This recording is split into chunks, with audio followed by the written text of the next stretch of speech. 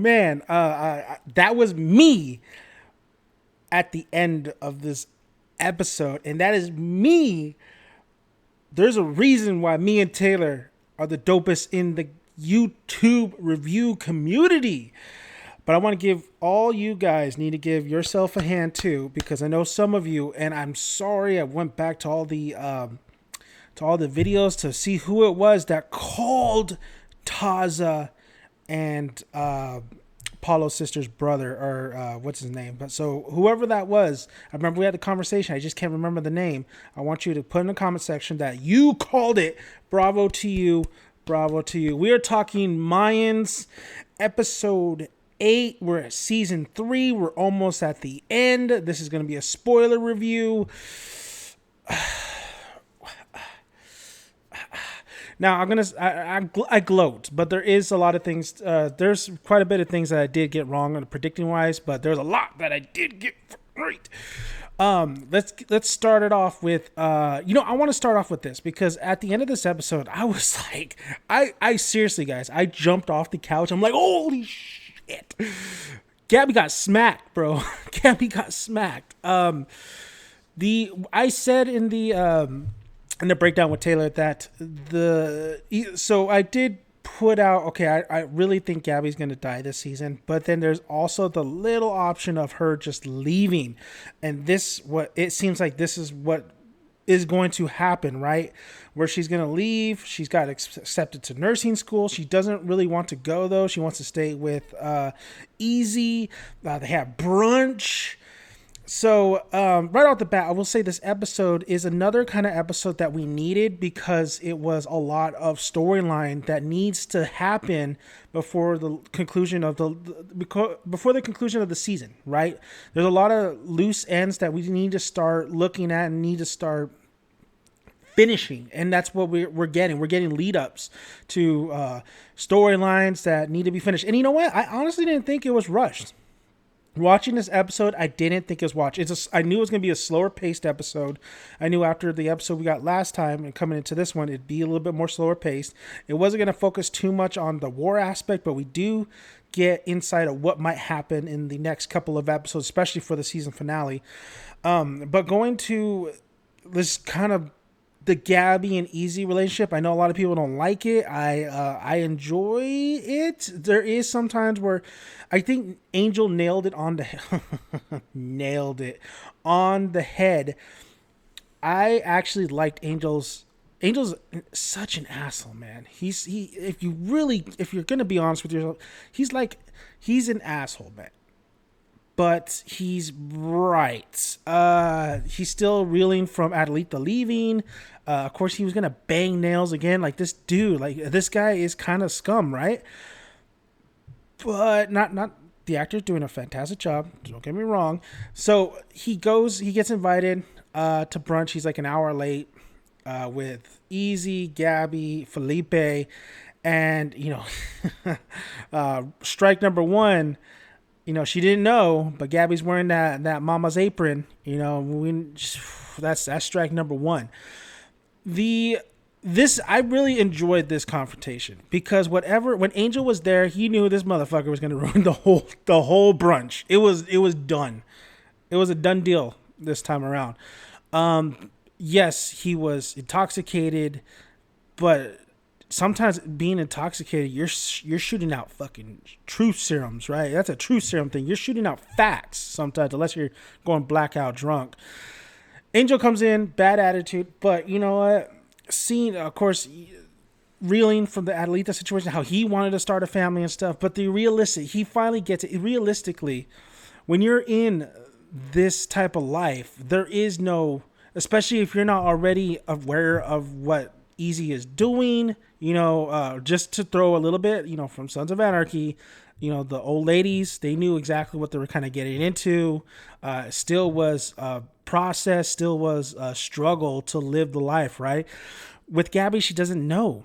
And then with Angel, it's like, what the fuck is your plan? So you think it's all sunshine, rain, we're in love, this and that. That shit don't work like that.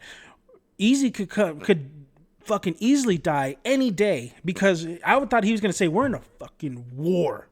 But he didn't. He just said he just stated like he was like, I just want to know, what is her plan? What is this master plan that you have? You're gonna stay here in Santo Padre? Really? Exactly, right? We already know everything that happens in this little town. It gets all messed up. Look at Bishop's life. Look at his life. So Angel was on the money, man. Once again, he gets the lines that are the best because he's speaking the truth. So Gabby and Easy relationship. This is, I guess it wasn't the main thing, but it was more of this shit's gonna end like after this episode, because you have Gabby having conversation with Easy about his ex Emily. We'll get into Emily in a minute. We have the confrontation in the ice cream part. I thought that part. I think it was the same guys, right? I think they were off duty. I think it was the same guys who were like the probation or officer, or no, was it the soldiers or whatever they got in a fight with in the bar and stuff? I think it was the same guys. Of course, what you get all the time, it doesn't even matter. Like it doesn't matter who's saying it. It's always going to be thrown to make confrontation, to make drama. It don't matter what kind of like shit they're saying, what race. But of course, it's in this one. It's like, where's your paper, sweetheart? Ooh, like the most. At this point, I don't know if people believe me, there's still racism like that, but I mean, look at what they're right. But like the cartooniness of it, kind of a little bit. I'm kind of just don't like the the execution of that, because that's not what like they're gonna say some other kind of shit, but they ain't gonna say it like that, I didn't necessarily like that part, but I knew why that happened, because Easy man. Ezekiel. I feel like Angel right now. Ezekiel.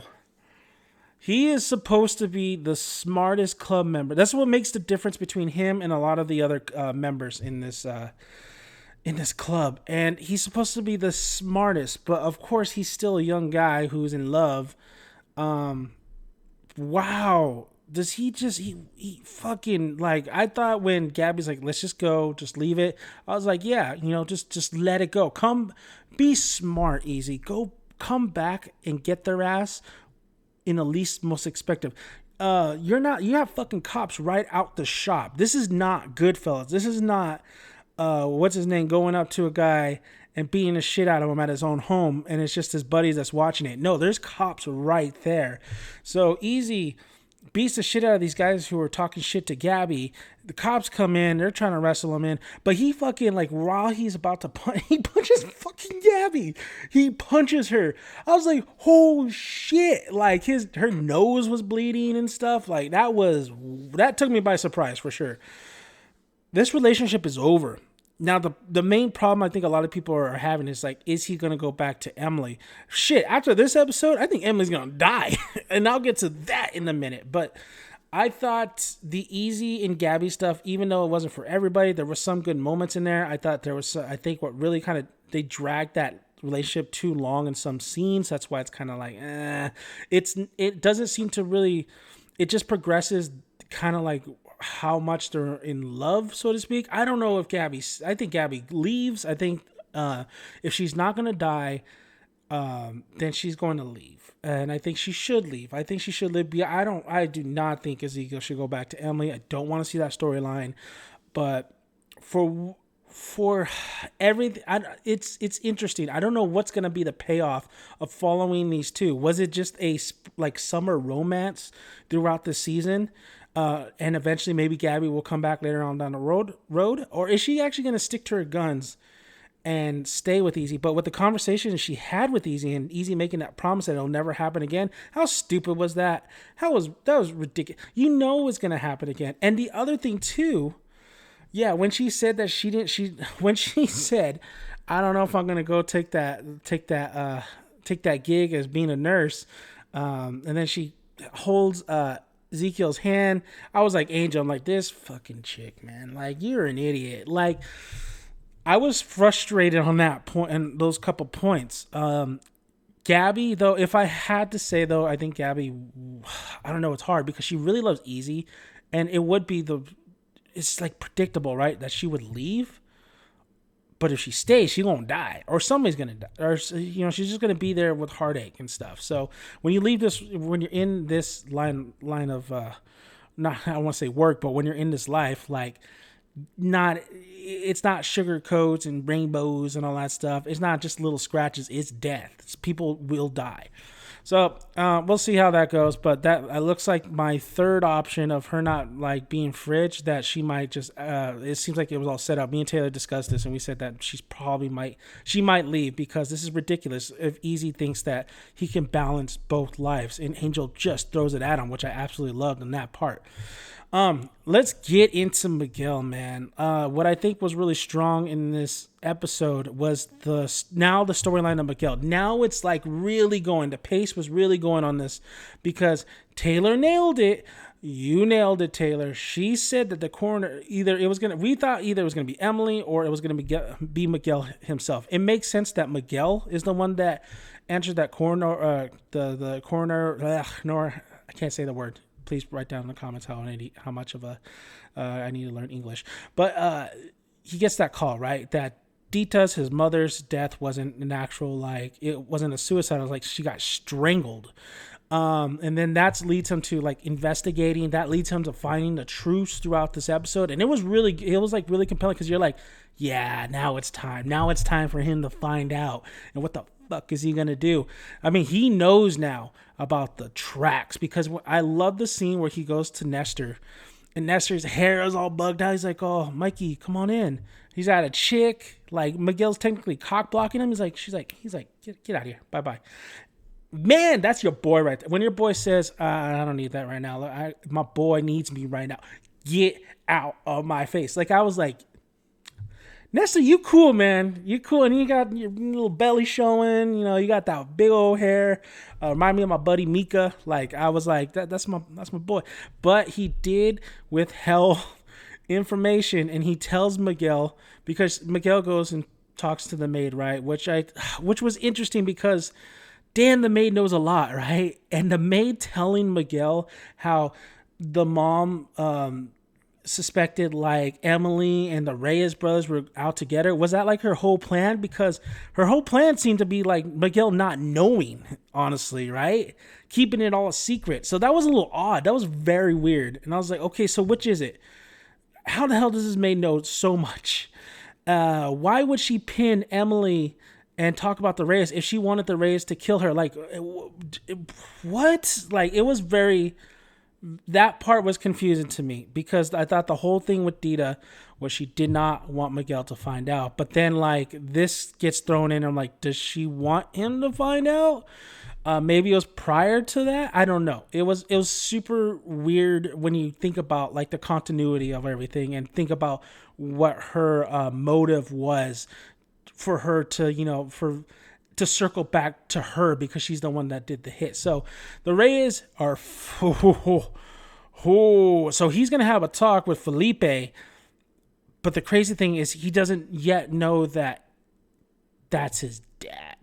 So that's going to be insane. And then there's a lot of storytelling in this episode. Like I said, this was an episode we definitely need. So now my worries about like the pacing and the rushed ending is not as bad. It's next episode, if they could really bring more into that, then the finale should wrap up pretty nicely. So we're on track to have a good finale. This is if you looked at all the storylines that were being told, laid out, we are on track to have everything kind of, not everything, because we still add Alita and stuff. I think that stuff, like I said, might be carrying over for maybe a next season and the SOA war. But like the Civil War, Galindo, maybe even Emily's time, Gabby and Easy, like a lot of, and then we'll get to Angel. A lot of this stuff is starting to conclude, and I think it's, I think we're pacing wise and them nailing some of this stuff in this episode. We needed it. We needed this episode. So going back to Miguel, Miguel and Nestor telling him like, there's motorcycle tracks. So fucking Miguel asked like, what's up with Emily? Like, do you know what? He's like, I only knew what with Emily and meeting, Reyes and all that stuff.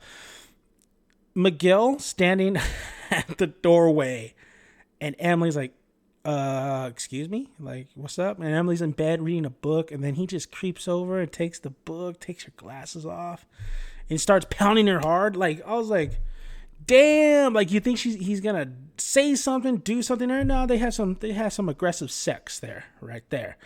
Poor Galindo, only not even a minute.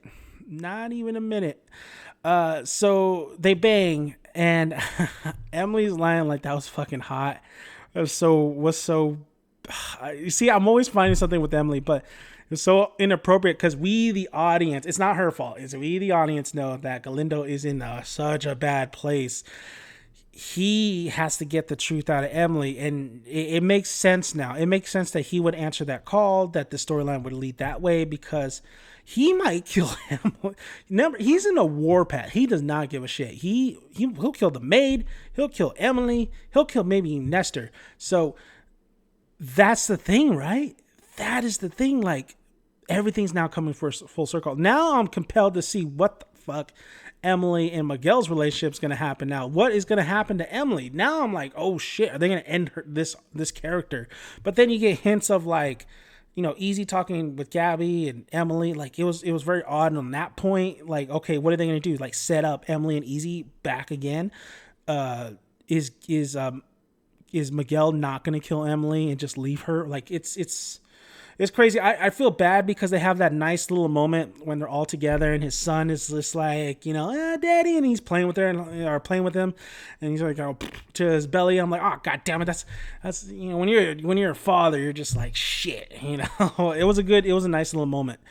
So I did like him finally getting some answers right, and finally kind of putting the puzzles together for sure. So we'll see how that one goes. So the actual Miguel storyline was very compelling this episode, I have to say, because it's gonna go crazy. Now let's get into Paulo though. So Paulo going from Santo Padre all the way to Tijuana, Mexico, and we get the same people who murdered my boy Juan Denver, who is pretty much just another kind of cartel, right? Trying to take over. They have history with Miguel and his father.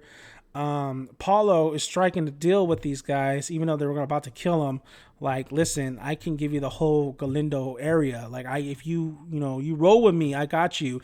It was good to see Paulo back. It was good to see that Paulo storyline in there, because please, in the comments, you said it, so you need to tell people like I was right. So whoever I remember talking to, put in the comment section and you say, I called it, Dan. I called it. You did. So the whole revelation is that Paulo's sister comes in, does the same thing to Taza like he did to her. Remember, he gave her the card to wherever he was. Come see him if you ever need anything.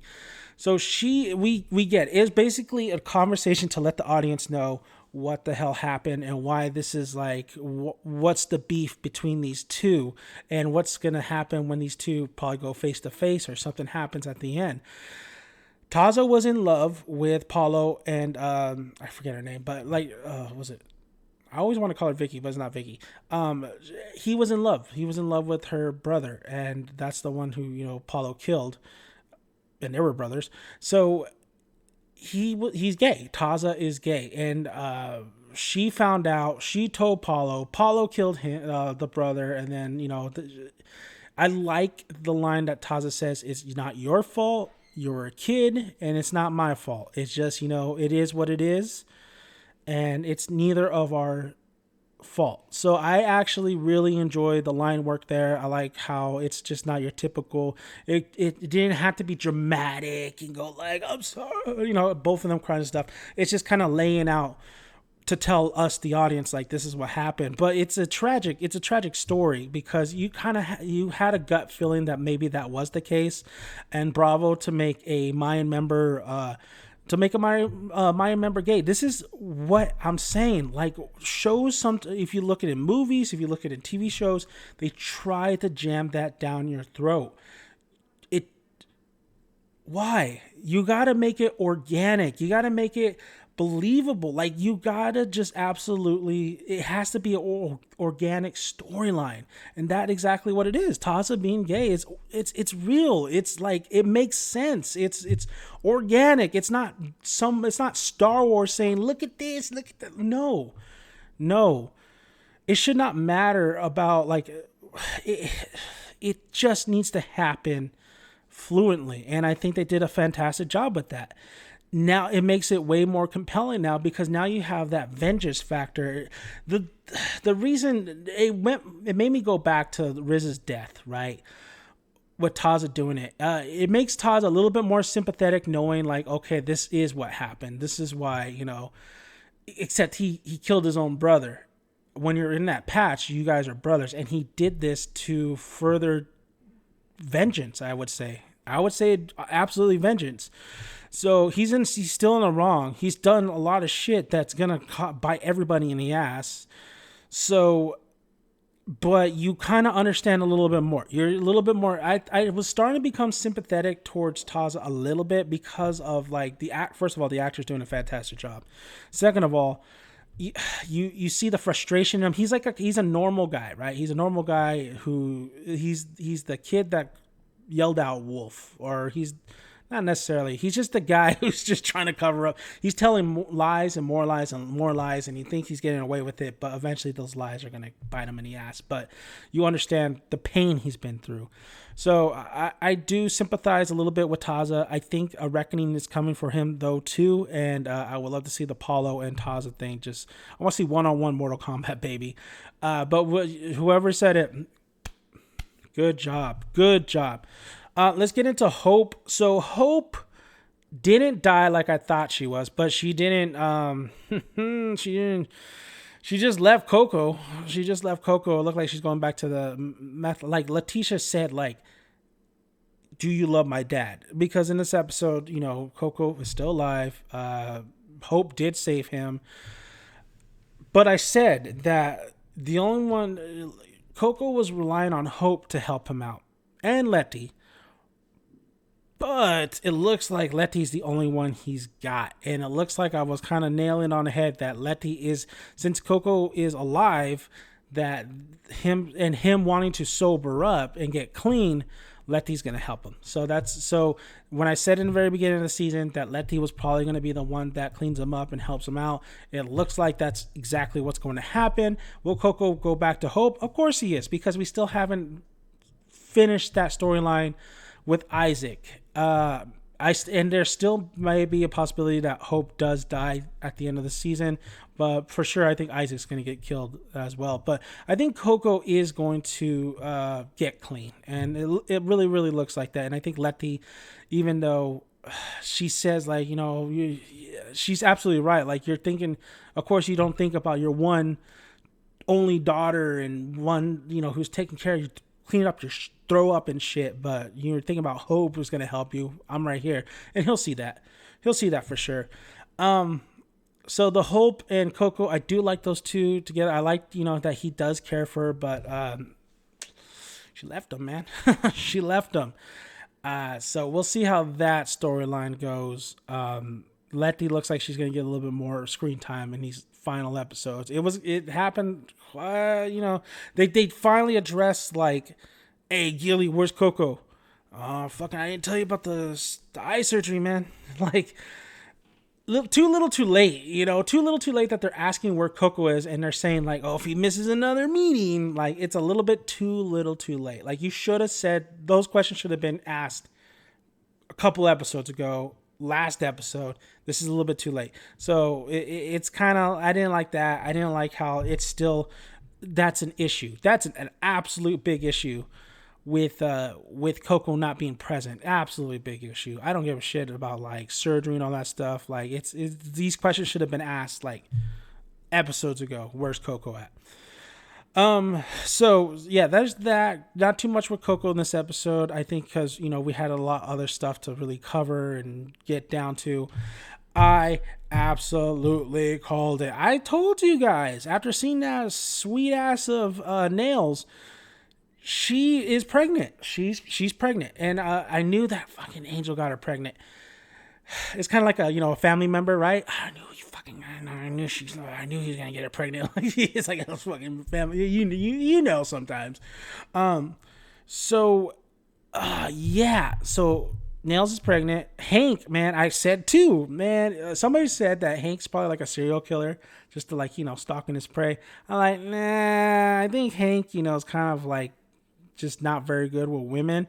He's kind of a mama's boy. I do appreciate how they make Hank more a little bit of a sweetheart, but it makes me question if he's even a virgin. Because that dude, man, that kind of caught me off guard because this dude is not smooth, and he's a dum-dum if he's saying like, I got you. Even though, Nails is pregnant and she ends up going back with Angel, and I do like how Angel's happy, like, you're pregnant, like because he was looking at his other baby. The other baby's alive. It's not dead. Potter had the baby. It's not dead. So he's gonna have two kids basically. Of course, he tried to be with a woman that was never gonna happen with Adelita, and then now he has Nails, and Hank wants to get with Nails. So there's a lot of and then he even wants her over for dinner, right? That shit's gonna blow up, and and Hank doesn't even know it's Angel. So, that doesn't make any sense though to me. Like, how does Hank not know? How does Angel not spit it out, or Nails spit it out? Like, it's a little bit too like, oh, Hank's gonna find out at the end, and yeah, there's that. But I was right about Nails being pregnant. I focus a little bit more on other stuff. It looks like Nails and Angel are kind of back together. Now they're probably going to try to go steady, but we'll see about that. Poor Hank. I don't know. I mean, if Hank finds out it was Angel, like, I don't know, what's he going to do? Kick his ass? Like, what? You don't really see. The funny thing about this episode is you don't really see too many interactions until this episode. So with Angel and Gabby, like, you never really see it too often at all. You only see a little bit of maybe like the two episodes before. And this one, it's Gabby and Angel like actually interacting, and I guess I'd call this the interacting episode because it's Hank. I don't remember seeing his mom, so Hank being getting his backstory. But then, does that mean we're gonna get interaction with really him and Angel? Because we don't really get that one-on-one time. So it's very odd. It's very, very, very odd. So what we cover? We cover the cartel, like this episode, and then okay. Let's get into the Civil War. I'm just trying to think because I just watched it right now. So the Civil War, Conche is rallying up a lot of the Mayan troops. A lot of people are agreeing. They even had the one president from, I forgot what charter he was. I just looked it up too. That he's another charter. And him laying down what's going down is that Conche is kind of like, everybody thought Conche was going to take over everything, but like, nah, man. Everybody's thinking now, Bishop, baby, Bishop's going to do it. But yeah, so there's this. A lot of people weren't mad at the fact that Ramos died. They were mad at the fact that the other brothers died, like Flacco and stuff. That didn't sit well from a lot of these other cats. But it seems like the Civil War is getting pushed more now because Conche has his crew, Bishop has his, and they're all one king. Barrow is still alive. I didn't see a cut on him though. That was very odd. I didn't see his cut. And then Steve, I thought I heard him say like, couldn't really tell that they were voting, but then they're also voting about him, like, probably out because he killed a patch member. I think that was the case. I'm not sure. Don't quote me on that, even though you can come back to this video and get evidence on that, but we'll talk about it later. So the Civil War was definitely the back burner of everything because you had to cover so much other stuff, which I was fine with. So this episode had a lot of explaining, getting the storylines of a lot of these characters going, which I was actually fine with. I think the slower parts were Easy and Gabby, but then there were really strong parts when they had the brunch. I thought that was a really strong scene. Miguel's storyline, I think, was the bright spot of this episode, because you're ready for that to blow up, right? Blow up in everybody's face. And knowing now he knows about Emily and the Reyes, it's and then Nestor telling him, maybe Marcus as well. So there's a lot of reckoning happening. But then you have this other cartel who's going to about to be moving in with Paulo. Paulo has this big ass scheme, big ass plan. It was nice to finally just not beat around the bush anymore and tell you what happened with Taza, Paulo, and the sister and the brother. We finally get confirmed that yes, Taza is gay, and yes, he had a relation with the brother, and that's just a big no-no. Especially, she nailed it on the head. The sister said that, you know, when especially with the families that we grew up with, a lot of, if you don't know, a lot of Mexican families from just, they don't approve of it. They absolutely don't approve of it, and it's, of course it's wrong. It's exactly how they were kind of, it's just how they were raised. There's a lot of families like that from who are definitely like, I'm definitely noticed, you know, even in some of my family, like they don't understand the fact of how, like, you know, gay marriage and all that stuff. So they brought that in his storyline, and it makes sense that Paulo makes kind of sense that Paulo went rabid and raged. And, you know, does Paulo look like a man who's going to be supporting gay marriage? I don't think so. You know, that man is not going to be supporting gay marriage. So that, I think the storyline was definitely organic. I think it floated really nice. So that was another bright spot. Finally got that going. But Taza still has a reckoning coming. There's still shit that he's been doing that's going to bite him in the ass, and everybody else, like I said. Cinematography, the only cinematography moment that I really liked, but then, yeah, it was still a little bit kind of hard to see, was when Paulo was sitting down and he almost got his head cut off right away. The scene where the cartel guy is killing the cop, and then they Scarface that up, right? It really felt like Scarface, and it really felt like Sicario. When we're in the feeling and the look of the shots, the atmosphere, it really felt like Benicio del Toro's Sicario, and Sicario is money. I've seen half of the second one, but the first one's always going to be the best. Some of the things that these characters do, and it's really dumb, like Easy fighting the cops, fighting these guys.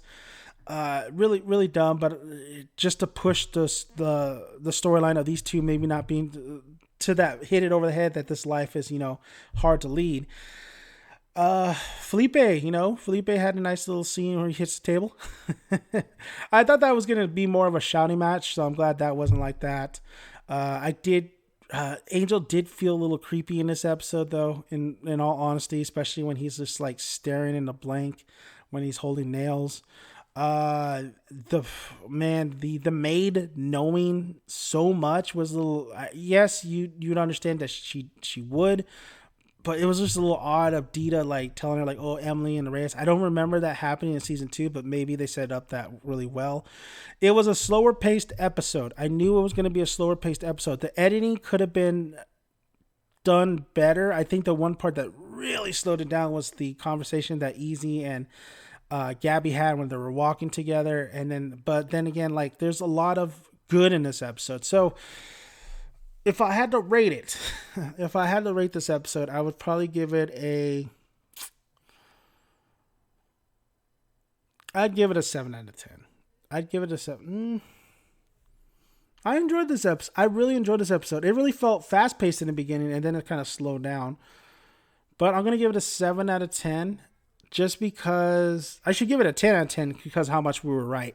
But I'm gonna give it a 7 out of 10. I did look for more twists, a little bit more turns, a little bit more craziness maybe towards the end. I thought the ending was okay.